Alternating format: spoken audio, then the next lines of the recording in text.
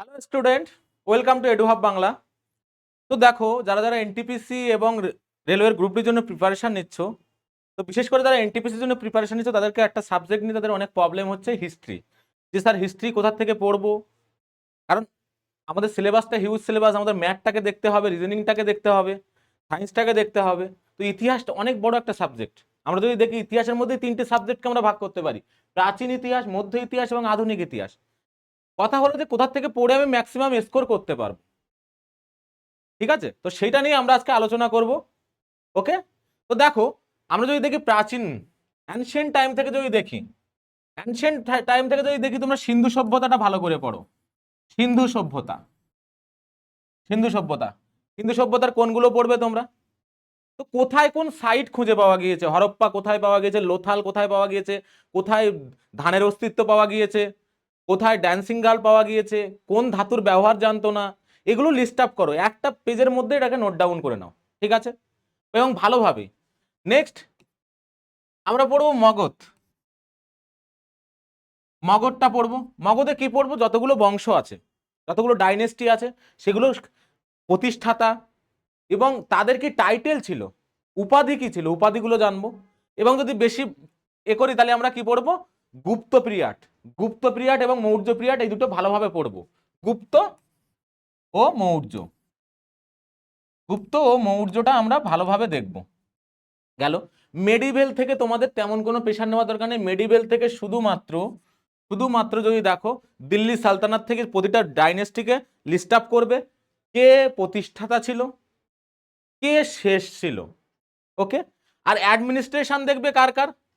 Administration যদি তুমি দেখো, আলাউদ্দিন খিলজির অ্যাডমিনিস্ট্রেশনটা একটু দেখলে, রেশনিং ব্যবস্থা, অনেকগুলো ব্যবস্থা উনি প্রবর্তন করেছেন। ঠিক আছে, কিছু অ্যাডমিনিস্ট্রেশন দেখে গেলে, দেন তুমি চলে যাবে কোথায়? মুঘল এম্পায়ারে। মুঘল এম্পায়ারে কিছু পড়ার দরকার নেই, ওখানেও রাজাদের আছে।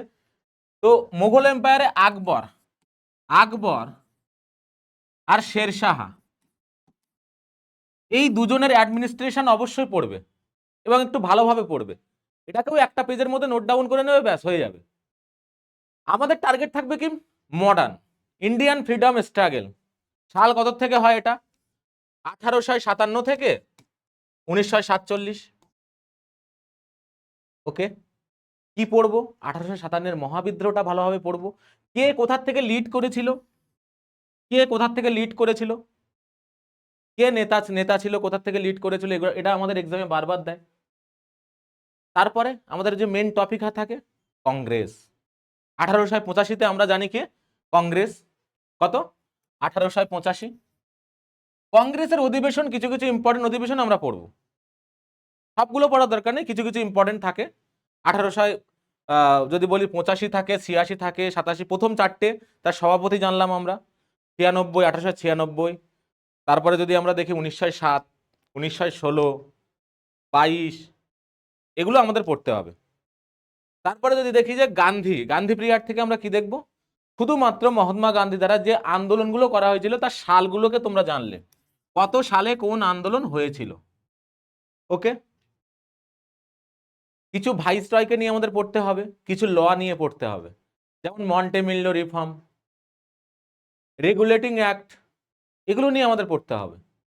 এইভাবে যে একটা ইতিহাস কিন্তু এইভাবে আমাদের কমপ্লিট করতে হবে, কারণ ইতিহাস অনেক বড় সাবজেক্ট, সব পড়ে কোনো লাভ নেই, অল্প কিছু পড়ো, তার মধ্যেই তোমার 99% প্রশ্ন চলে আসবে। ওকে, তো যারা যারা ভিডিওটা দেখবে অবশ্যই একটা লাইক করে দিও, আর এমনই ইনফরমেশন পেতে কিন্তু আমাদের চ্যানেলটাকে সাবস্ক্রাইব করে দিও। সবাইকে জয় হিন্দ।